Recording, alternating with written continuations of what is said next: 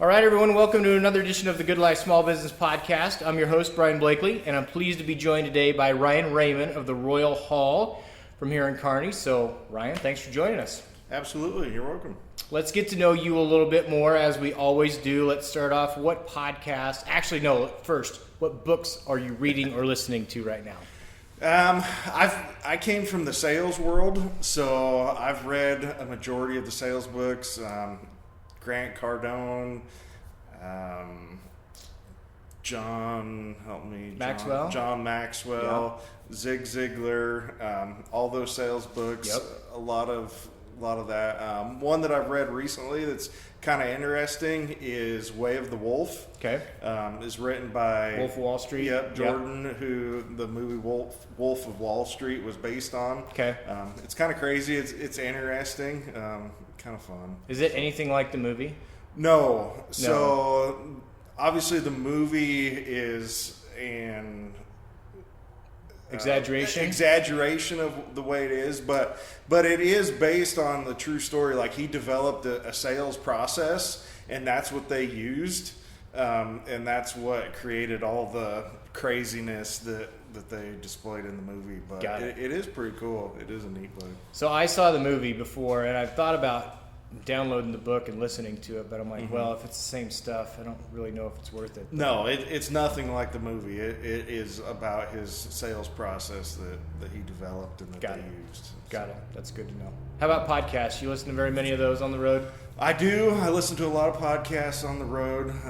Business-wise, probably Gary Vee is one I listen to a lot. Yep. For fun, Pat McAfee. He's a big sports guy, so listen to that one.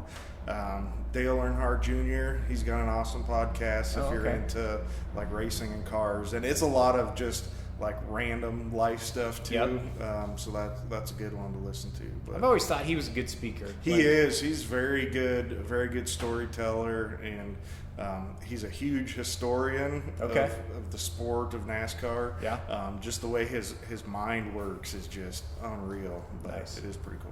Cool. Very good. All right, let's get to know about you and your business. You said you've got a background in sales, and here you are with the Royal Hall. So tell us what the Royal Hall does, kind of how you got started, from when you were thinking, and this would be a good idea, this is something I can move into a business, to where we are today. Just kind of give us a story. Sure. The Royal Hall we're an auto transport business.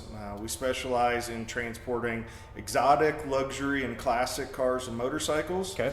So that's kind of the niche market that I developed. Those we typically transport enclosed, so an enclosed trailer covered in plastic, so people's high-end fancy stuff that they don't want to get damaged or dirty or anything like that.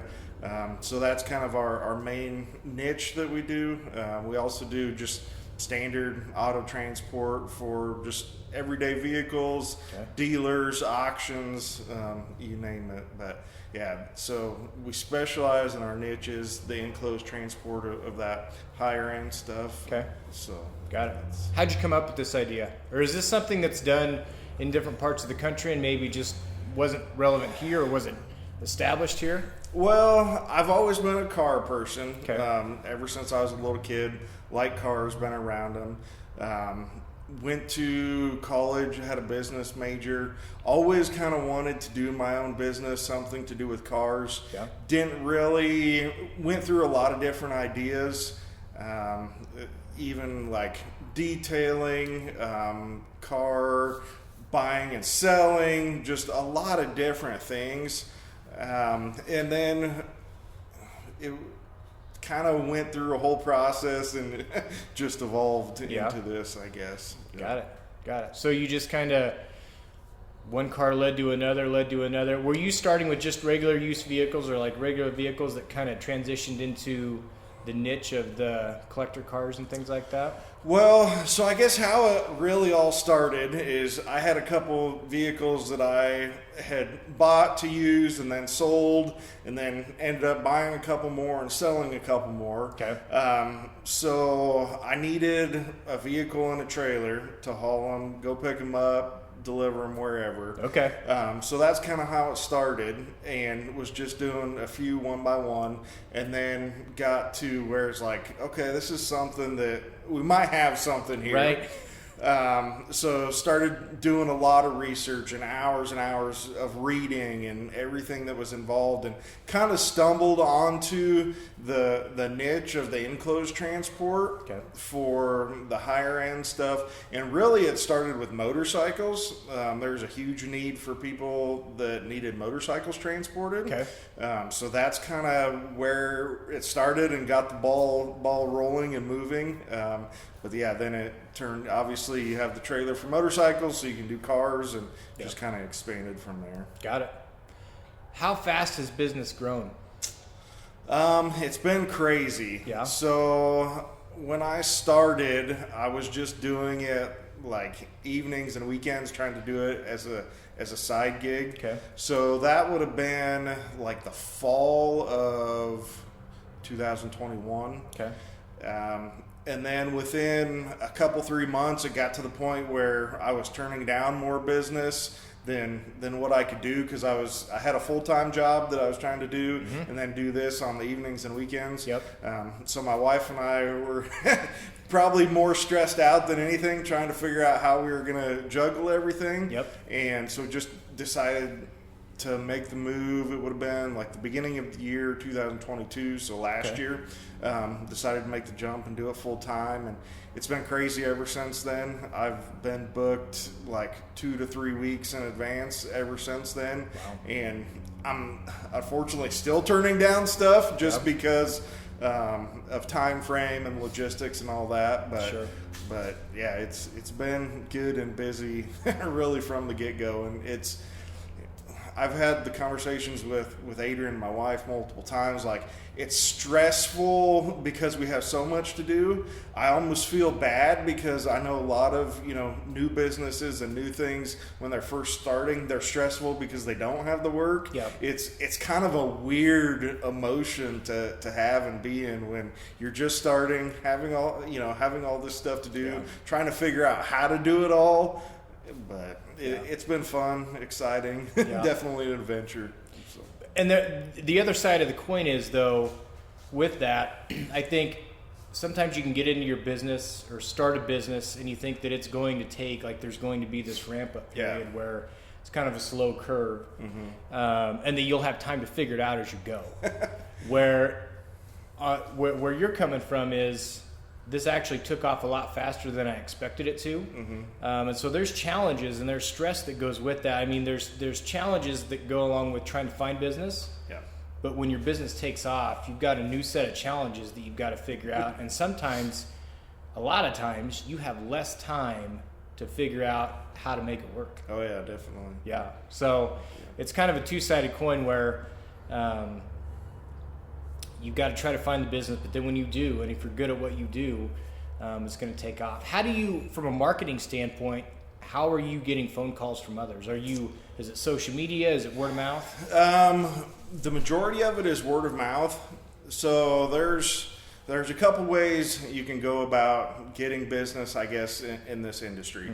The first one is direct customers. So that's people from around that you make contact that are calling you directly. The other way would be load boards. So there's a couple prominent websites that a lot of the car dealers, auto brokers that broker transport use. So you can get on there and you can put in your starting point, your ending point, and it gives you everything in between. Got it. So the majority of mine has been just word of mouth that's kept me so busy, which is just crazy how it just taken off. So that's typically what I use to go one direction, because it's hard to book like something going one way and coming back. It doesn't happen that way very often. So if somebody has a car that's going one way, I'll take it that way, and then I'll get on the load boards and look to find something coming back, or vice versa. Sure. If somebody has something that they need picked up somewhere, then I'll get on the load board and see what I can find to get me there, Yeah. and then come back. Because the key, the most important thing, is have something in or on the trailer at all times. Yep. I mean, that's how you're making money. So Not only do you have to haul, but you got to be dispatched as well. yeah. Yeah.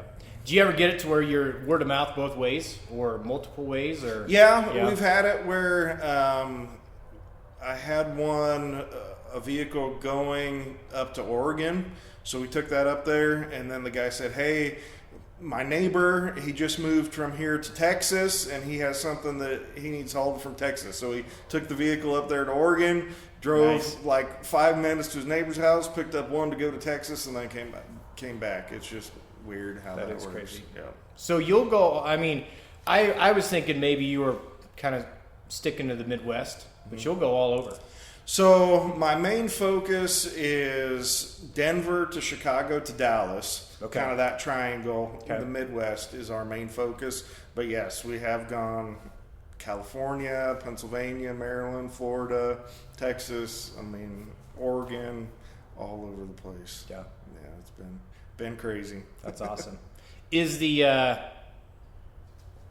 I assume once you got whether you're doing motorcycles or vehicles or whatever, once you've got that hauled up and you're driving, that's probably the least stressful part of your job for the most part, besides having to deal with the idiots on the road. But the dispatching part of it, that's probably a whole nother level of complexity. Yeah, it takes a lot of time, a lot of planning and logistics to try and figure it out. That's one thing. Like, if you read, there's a lot of people in this industry that just jump in and go. Like, yeah, I've got a pickup, I've got a trailer, I can haul stuff. Yep. But they don't have the awareness or the knowledge, the understanding to figure out that side of it. Mm-hmm. And that's where, like, coming from my business background and the sales background, and like I said, a ton of reading and research to start with. Like, I had a pretty good grasp of how all that would work when I started. Obviously, there's been challenges along the way, Sure. but it has gone pretty well. Good. Is it what you thought it would be? Yes, it's been great. It's been awesome. There has been obviously a lot of stress and a lot of challenges along the way that weren't expected. But yeah, it's been a lot of fun. What's some of the challenges that you didn't foresee? So I run under DOT requirements, Yep. just like a big truck, 18-wheeler semi going down the road. Sure. So the book of requirements is like this thick. Right. And I thought I understood pretty well, and I do. But so, like, I have to run electronic logs, and I have hours of service that I have to abide by, and everything just like a big semi. So any of the way stations that you go through, I have to pull off. And just some of that stuff, like just the DOT requirements, like their safety requirements. Number of hours you can haul. Yeah, I thought I had all that stuff figured out, and they'll get you for it depends what kind of mood they're in Yeah. for the day, I guess. But if they want, they'll look hard enough and find something to either give you a citation or a warning or some kind of violation or whatever. Yeah. But for the most part, all of the officers and stuff I ran into, everybody's been great, and they've all been super informative, and most of them are like, yeah, I can tell you aren't trying to like manipulate the system, you just don't know. Right. Here's what we would recommend, here's what you need to do for the future, that kind of stuff. So they've all been good to work with, but it is like just stressful to have to go through that all So if the it's your time. first violation, they'll give you a little grace, maybe. Well, it just depends on what it is. Yeah. So if it's a major violation, it'll be an out of service, so they'll shut you down. Like, you cannot move until it's fixed. Yeah. If it's a smaller one, like, a side marker light or something like that doesn't work, it's just a violation that goes on your record, and it's like a fix-it ticket basically. But yeah, there's everything from completely shutting you down to just writing you a violation and on your way you go. Jeez. So that's probably your least favorite part of this. Yeah. What's your favorite part of being a small business owner? So my favorite part is just being able to control everything, like my own schedule, even though it gets stressful at times, trying to fit everything in. I do have some control over it if we have family things going on, or our kids have something going on. I can just manipulate and change my schedule around to go around that stuff. I know the only person I have to answer to is myself. Yep. So Yep. if I don't make it work, it's definitely on me. But it is one of the nice things, you don't have anybody else really to answer to or to question you. So Is that kind of part of what success looks like for you? Is just the freedom to be able to set your schedule and kind of work when you want to? Yeah. I'm one of those people that's working all the time, so it's honestly, it's tougher for me than I thought it was going to be to take the time off. I'm obviously always wanting to move and keep going and doing something, so that's probably been harder, is taking the time to like shut down, to stop myself, than the push to just keep going and going and going all the time. Well, and I think that especially, you said you got started at the beginning of 2022. Things are still fairly new. I mean, you're still figuring things out, and it's still new. It's exciting. While it can be stressful, it's a lot of fun. I'm kind of to the place in my business where there's a piece of me that getting that time back by delegating different things or hiring people or figuring out who can do different tasks just to get time back. I remember when I started, I did everything. And I was okay with that because that's how I wanted it. You had to do it because you didn't have any other choice. Yeah, you got to pay the bills somehow. But I think as you go on, I guess what I'm learning, and this may not be the same for everyone, but getting that time back too, that's another challenge of kind of figuring all that out. So what do you wish you were better at when it comes to running your business? It's changed a little bit over the last year, but I know because I've consciously made the effort. When I first started, I was making business decisions emotionally and not logically or financially. Some of the things, looking back, like some of the cars and the motorcycles I've hauled, when I first did it, I was like, oh yeah, it's going to be cool, I mean, it's going to be awesome to haul that $200,000 car, which it was. I mean, that was fun. That was awesome. It was great for the experience. But financially, did it make sense? Business wise, did it make sense? Probably not, maybe not, but I think just really shifting that focus to making sure I'm making business decisions because of the business and not the emotional side of it. That's probably one of the biggest changes. That's really hard too. I mean, it's so hard because you wrap up so much emotion into your business. It becomes a part of you. And I think even starting out, no matter what business it is, you'll take whatever you can get. And eventually you kind of get to a place where you realize that you need to be specific, and you really need to take a look at, okay, how much am I worth?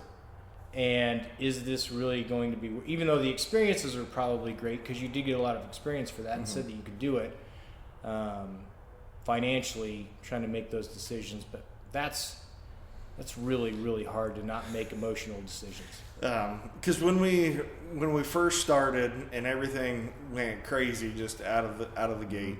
So one of the things that's very popular in this industry is having drivers lease on. So basically what that means is they are leasing your DOT numbers and your information, and then they work for you.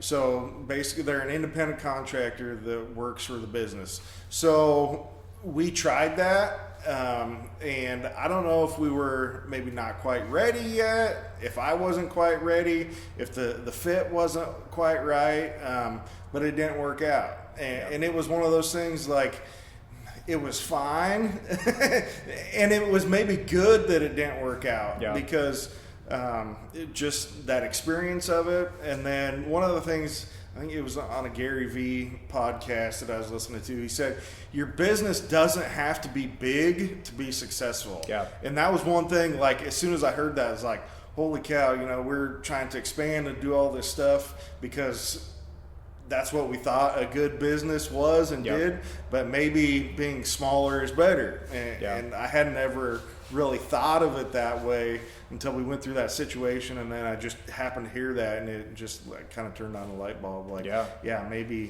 maybe bigger isn't better. So Absolutely. In that situation, here's a question. In that situation, was there an element of losing control? Maybe is not the right term, but where you aren't the driver and you're relying on someone else to, as part of your business. Was there kind of a part of where you were maybe losing control over that aspect of it? Because I think that the reason I bring that up is because being able to delegate and do different things, especially in the beginning when you're still kind of trying to figure it out, that can be hard. Did the control part have anything to do with? No, not the control part of it. I think, if anything, the thing I learned from that is I had always heard, and they always say, that the employees or the people that work for you are never going to work as hard as the owner. Yep. And when I was working for other people, I thought I was working hard, but it is a completely different level when it's your own business and your own thing that you're doing. So that really opened up my eyes to that.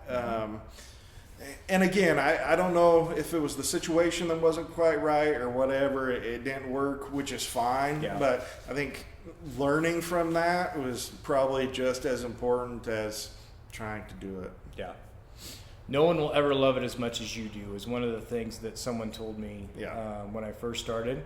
And that's kind of a hard lesson or a hard thing to hear, but it's true. Yeah, it is. And like I said, I had always heard that when I was working for other people, and it just kind of not necessarily went over my head, but I hadn't put that much thought into it. Yeah. But actually in the situation, it's definitely true. Yeah, it definitely rings true. Definitely does. So if you could go back to day one and give yourself one piece of advice, what would it be? Oh, one piece of advice. I think just probably taking the time to slow down. I know, like for me, like I said, everything went crazy when we first started, and that was awesome. But taking the time to slow down and kind of look at the details of some of the things and figuring out, in the first couple months what works and what doesn't, instead of 6 months later. Not that time frame was that big, but so much happened in that time frame. Just possibly, if I could go back, definitely slowing down, making sure understand absolutely everything that's happening instead of trying to do it backwards after it has happened. Do you allow yourself to do that now? Probably not as much as I should. I have tried to focus on it more the last few months, but still, it's tough when I'm always wanting to be on the go somewhere. Yeah, and I think that's something you'll probably always fight. There's just that inner drive to keep going, and you feel like if you're taking a step back to analyze, there's things you're missing out on. So I fight that battle too. So I get it. So someone comes to you, one of your girls comes to you, friend, family member, and they say, hey, thinking about starting a business. What one piece of advice would you give me? If it's something you truly want to do, I'd say make the jump and do it. Yep. I was just thinking about this a couple days ago.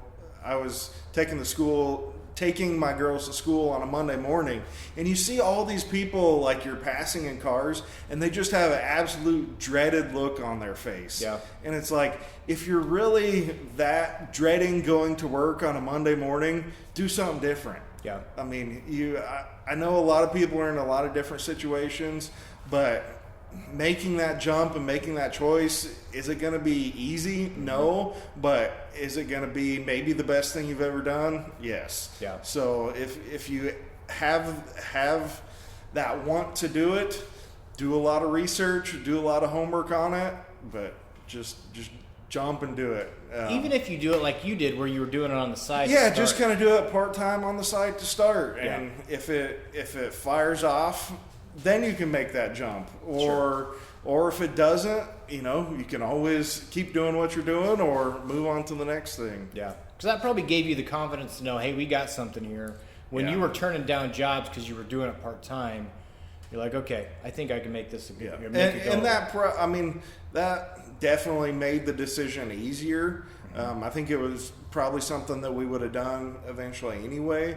But yeah, that definitely helped to, if nothing else, the warm fuzzy feeling that you're going to have something there, or you think you do. Yeah, so. Absolutely. All right, so I want to give you the opportunity to completely geek out. I want the top 3 motorcycles or vehicles that you've hauled, and as specific as you can get, but for anybody who's listening who is a car nerd, for you that you just want to geek out for 5 minutes, tell us about your 3 favorite hauls. I'll expand a little bit on that. Okay. So the cars are awesome, but I would say the people I've met along the way are just as good or more fun than that. I have a customer that has a couple Lamborghinis that I've hauled for him. Nice. Those are kind of interesting because, as you know, you can't just take a Lamborghini anywhere to get worked on. Yeah. So when he has them worked on, even for just oil changes, they have to go to Chicago to the dealer to be dropped off to have service work done. So I've done that a couple times for him. Picked them up, taken them to Chicago, dropped them off. In a couple weeks when they're done, he'll call me. I go back and pick them up or bring them back. Wow. So that's kind of fun. Some of the classic cars I've hauled have been awesome. Probably my most favorite car is an Audi R8. Okay. They're mid-engine, rear-engine. It's Audi supercar. Okay. One of the cool things with that is I had hauled, it was a dealer in Lincoln. I had hauled a couple just regular cars for him. Just, in passing said, hey, I've got an enclosed trailer. If you ever need anything, just let me know. Yeah. Gave him my information. Well, they had one and they sold it to a guy down in Oklahoma, and he was going to be in charge of his own shipping to get it picked up. They had 3 other transporters there to pick up the car, and they sit so low that they couldn't get it loaded on their trailer. And so finally the dealer called the customer and said, hey, we have a guy, we think he could probably do it for you. So they called me. I went, and within 10 minutes we had it loaded. And the guy's like, the last guy that was here yesterday was here all day, literally all day, trying to load it, and couldn't figure out how to do it. And I mean, we had it done in 10 minutes and had it delivered to him, and he was awesome. So stuff like that is kind of fun, kind of interesting. I got connected. I've hauled cars for a couple NFL players. Nice. That's been fun. Just stuff like when their season was over, pick up the cars, take it to their off-season homes. Okay. All right. Done that. I've got a couple customers that have homes in Arizona. So in the fall, I've taken cars down there, dropped them off for them. Now in the spring, I went back, picked them up, brought them back. Stuff like that's fun. Yeah. So there's been a list. So the Audi, the Lamborghinis were cool. A couple Mercedes have been awesome. Even like the Teslas, they're wild. And some of the new, I've hauled, one of the new Audi all-electric cars. They're cool. Cadillac has a new all-electric SUV. I've hauled one of those. So, and some of this stuff is like the Cadillac SUV. When I hauled it, it was one of 5 in the U.S. at the time. Wow. I mean, just stuff like that is kind of fun and interesting. And like I said, the people I've met along the way, 99% of them have been awesome. Yep. There's been a couple. There's always somebody, but I mean, people. invite you in for dinner, Yeah. or I want to take you out for dinner after you bring their vehicles to them. And I mean, it's just been, people have been great. You're hauling cars, but you're still in the relationship business. Oh yeah, absolutely. And I think that's how, I don't necessarily want to say my popularity, but just that word of mouth, so many people have been, hey, you hauled a car for so-and-so, he said it was great, I've got this one. Yeah. I just got another phone call today for a guy that needs a vehicle hauled to Georgia. And Yeah. he got my number from so-and-so, and, it's been great. Yeah. There's so many small businesses that are, whatever you do, you're in the relationship business, and building that relationship, taking the extra time to know your customers are appreciated, just having conversations with them. That's something that you maybe you don't realize right away, but you kind of figure out along the way that, hey, how I'm going to grow my business the way I want to grow it is really to grow the relationships, with And them. that's like me coming from the sales side of it. I knew going into it, that's what I wanted to focus on, Yeah. was building those direct customers and those relationships. Yeah. It's not easy, obviously, all the time. I mean, nobody likes cold calling or just stopping in and dropping off a card, but I've done that, and some of my best customers have come from that. Yeah. And some of the craziest connections you've ever made have come from that. Like, one of my biggest customers that I haul motorcycles for, they have 2 Harley dealerships in different states. Yeah. So they move a lot of motorcycles back and forth. And I was picking up a car right next to one of their Harley dealerships, and I just loaded the car. I thought, well, I'll go over there, give them one of my cards if they ever need anything. Yeah. So I walked in, was like, hey, can I talk to the sales manager? And the guy I was talking to, well, yeah, that's me. What do you need? And I said, well, I do enclosed transport. I haul a lot of motorcycles. If you ever need anything, here's my card. And he's like, you're kidding me, right? And I was like, no. I can shut that up. Okay.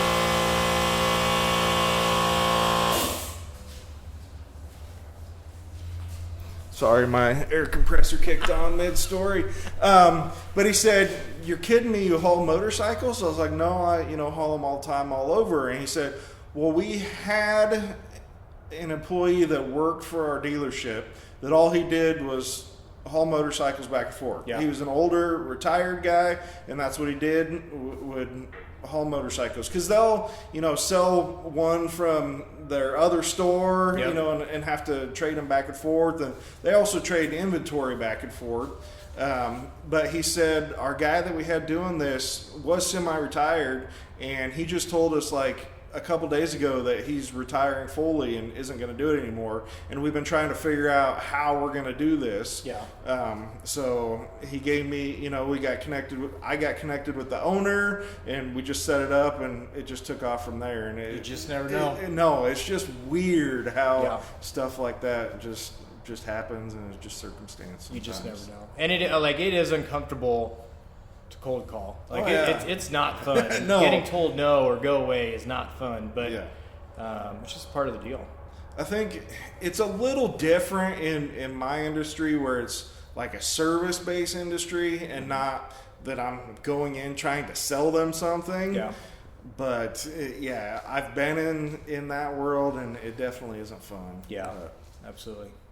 Hey man, this was a lot of fun. Give us more information about you, how, if someone's interested in hiring you, how they can get a hold of you. Is it social media, website, phone number? Tell us where to go. So our main ones are Facebook and Instagram. Okay. Just The Royal Haul. You can look us up there. I try and post pictures of a lot of the stuff that I haul, where it's coming from, where it's going, just so people can see it. I've had a lot of people that I've seen in passing, friends and family, they're like, oh man, we love seeing all the interesting stuff you post, the cars and vehicles and motorcycles and ATVs that you haul. So you can look there, The Royal Haul, on Facebook and Instagram. Or you can email me. It's theroyalhall@gmail.com. So that's pretty simple. Or you can call and text me. Phone number is 308-379-8826. Got it. All right. Hey, man. Best of luck with everything in the future. It's been a pleasure to sit down and hear more about your business. Wish you nothing but the best. And yeah, thanks a lot. Absolutely. Thank you.